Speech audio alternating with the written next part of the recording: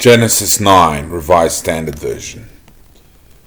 And God blessed Noah and his sons and said to them, Be fruitful and multiply and fill the earth.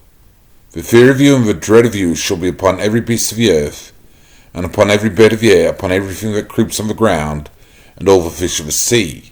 Into your hand they are delivered. Every moving thing that lives shall be food for you, and as I gave you the green plants, I give you everything. Only you shall not eat flesh with its life, that is, its blood. For your lifeblood I will surely require a reckoning. Of every beast I will require it, and of man. Of every man's brother I will require the life of man. Whoever sheds the blood of man, by man shall his blood be shed. For God made man in his own image.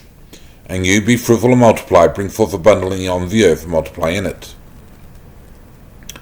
Then God said to Noah and to his sons with him, Behold, I establish my covenant with you, and your descendants after you, and with every living creature that is with you, the birds, the cattle, and every beast of the earth with you, as many as came out of the ark.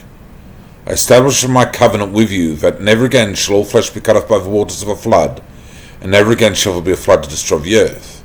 And God said, This is a sign of the covenant which I make between me and you, and every living creature that is with you for all future generations. I set my bow in the cloud, and it shall be a sign of the covenant between me and the earth. When I bring clouds over the earth, and the bow is seen in the clouds, I'll remember my covenant which is between me and you, and every living creature of all flesh, and the waters shall never again become a flood to destroy all flesh. When the bow is in the clouds, I'll look upon it and remember the everlasting covenant between God and every living creature of all flesh that is upon the earth. God said to Noah, This is a sign of covenant which I have established between me and all flesh that is upon the earth. The sons of Noah who went forth from the ark were Shem, Ham, and Japheth.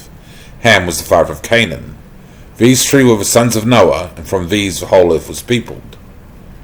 Noah was the first tiller of the soil. He planted a vineyard, and he drank of the wine and became drunk, and lay uncovered in his tent. And Ham the father of Canaan saw the nakedness of his father, and told his two brothers outside. Then Shem and Japheth took a garment, laid it upon both his shoulders, and walked backward, and covered the nakedness of the father. Their faces were turned away, and we did not see their father's nakedness. When Noah woke from his wine and knew what his youngest son had done to him, he said, Cursed be Canaan, a slave of slaves shall he be to his brothers. He also said, Blessed by the Lord God, my God be Shem, and let Canaan be his slave. God enlarged Japheth, and let him dwell in the tents of Shem, and let Canaan be his slave. After the flood, Noah lived 350 years.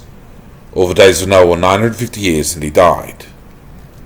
Genesis chapter 9, Revised Standard Version.